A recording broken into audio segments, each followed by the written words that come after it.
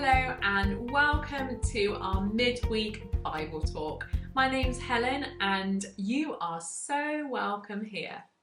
So we are finishing off our three-part series today. So 2 weeks ago we talked about courage, 1 week ago we talked about compassion, and then today we are finishing off with connection. I'm really excited for this one, guys. So connection can be defined as an energy between two people when they feel seen, heard and valued. So that's a definition that I read in one of the books that I'm reading at the moment. So in a world where we have so much social media, we have phones and computers and websites and all sorts, literally within a click of a button. However, although we have this social media, sometimes it can feel like we're not being very social at all. And we can actually feel more disconnected and more lonely. In fact, statistics have shown that we're actually more lonely now than we ever have been in time. And so I really want us to dig into a story in the Bible all about connection. So the lady that I'm going to be talking to you about, her story can be found in 3 of the Gospels, Matthew, Mark and Luke's. So we don't know exactly what her name is, but her story is quite a well-known one. So this story is a beautiful one about connection. It's all about my cat. So it's not all about my cat. It's all about our connection with Jesus, Jesus's connection with his powers, and our connections with society and what happens when we become disconnected. So, hello. So the woman in this story, she had a disease, an illness. You see, she had been bleeding for 12 years, we're told. And so in Genesis, it talks about how life is in the blood. Therefore, the fact that she had been bleeding for 12 years must have felt like life was literally draining from her. So, according to another piece of scripture, which we can find in the book of Numbers, it tells us that she would have been banned from the temple, from her place of worship. She would also have been shunned because it was a sign of a sin. They believed that whoever she touched, or whatever she touched, it would become unclean. So she had become disconnected from people, from society, from everything, and literally branded as dirty. That was dirty, that was the word I was trying to say. So can you imagine if you were banned from going to church and from seeing people, from touching people, all because you were ill? Imagine what that disconnect and that isolation would feel like and what it would do to you. So this woman had tried everything for her condition. We're told that she consulted with doctors from far and wide. She spent all of her money trying to get cured so that she could reconnect with people. So news of a greater physician, a greater doctor had reached her. She heard that with just a single touch from Jesus that people would be healed. She'd heard that Jesus had touched the unclean lepers. So leprosy is a contagious skin disease, and people feared it that much that they would push these people into communities together. So there'll be a whole community of people who are suffering with leprosy, and no one entered and no one was allowed to leave. So again, they were disconnected. Like, man, can you imagine if you were like ill, poor, or essentially different back then? You would be cut off. It was awful. So the fact that this man would walk into these communities with a heart to heal and to connect with these people created hope for this woman. So with her desperate need driving her on one hand, and on the other, the Christ's ability drawing her, she went to find Jesus. So behind all of it was a father drawing this woman to his son's feet, to Jesus' feet. So she went to see, however faintly, a way to escape the 12 years of misery. So we're told in the story that Jesus was surrounded by a crowd of people, all pushing up against him. So this woman would have had to have hidden because she wasn't supposed to be touching anyone or anything. So with her head down, she moved through the crowd. She was trying to move stealthily, but with determination.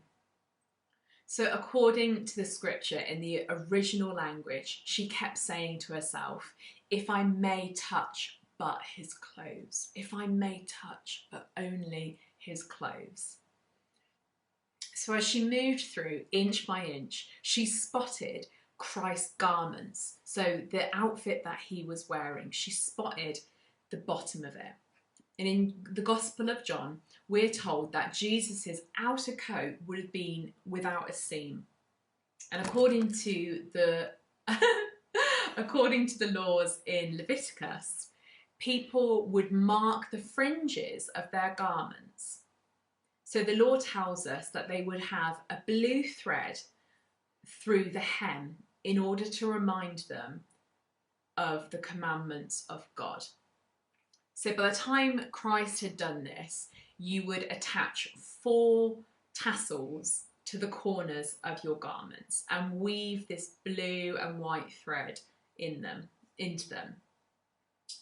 So we don't know how much of a significance this would have been for the woman when she spotted Jesus's garments. But it's always good to know about these interesting laws that went before Jesus and what Jesus did himself. So we don't know if there was a connection there, but we do know that this was the hem of a glorious person for her, someone she was desperate to reach out and touch. So for 12 long years, she hadn't been able to really do anything or go anywhere or touch anything. But how she must have felt when she knew that this healing was within inches, within a reach.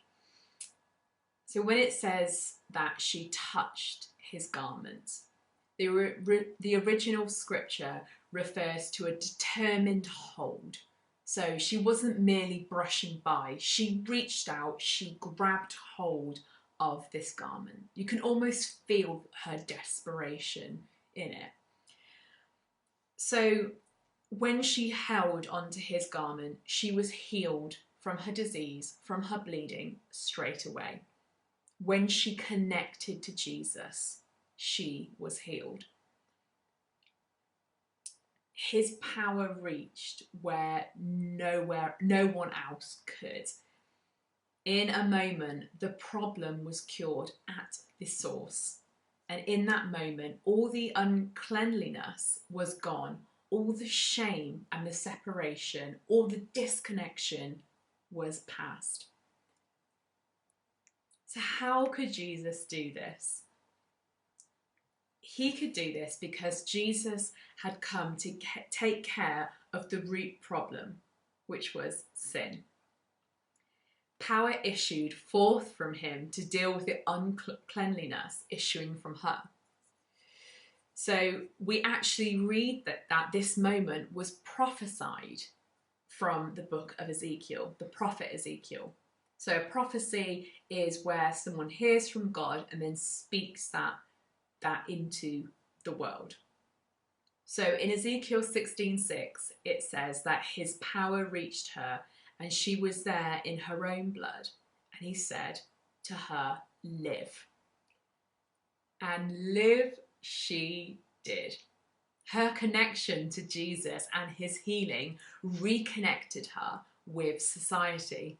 Gone were the days in her life which were draining away from her, all because she sought out Jesus. She reached out and she grabbed hold of him. What really struck me in this story is how people simply crowded around Jesus without taking hold of him by faith.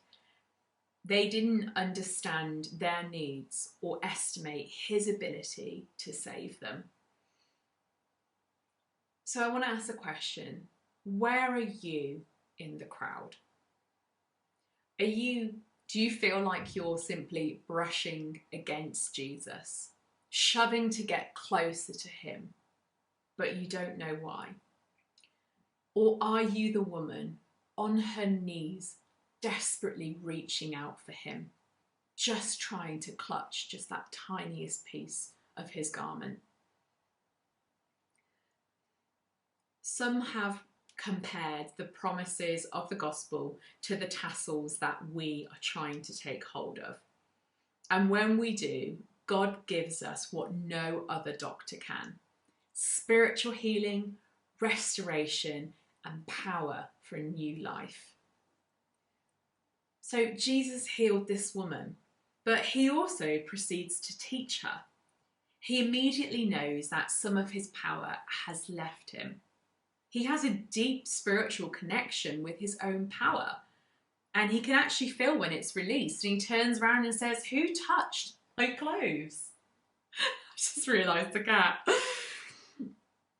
So this must strike us as a strange question, because there are people, we're told that there's people brushing up against Jesus, and yet he can feel when this woman grabbed hold of him.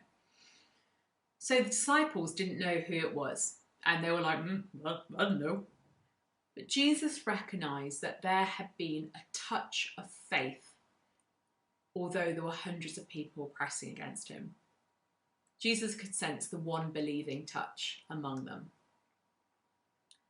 So this woman came secretly to Jesus, but he wasn't going to let her leave in secret.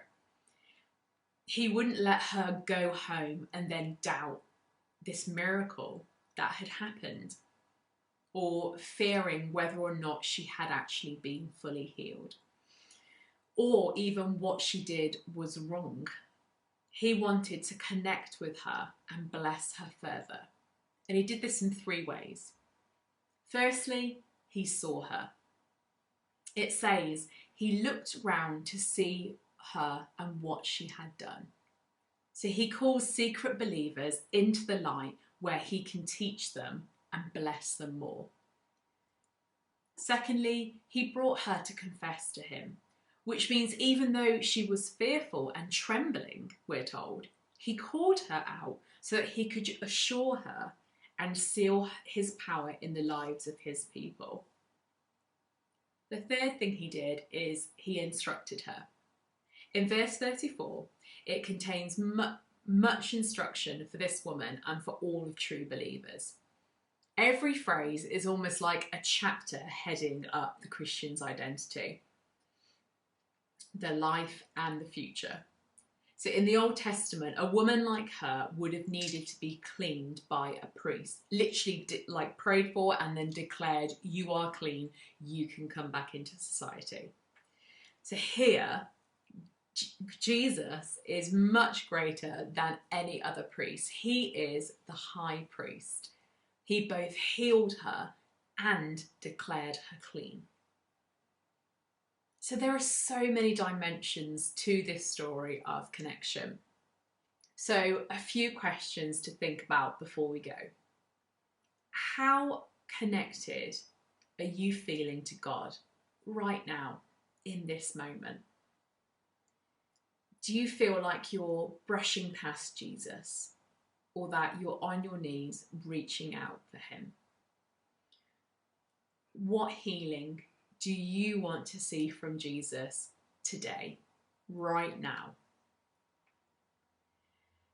So I hope that you've enjoyed this 3-part series on courage, compassion, and connection. I just wanted to finish with this. To practice courage, compassion, and connection is to say, I'm all in with the people around us. So ask yourself, I'm all in. Are you?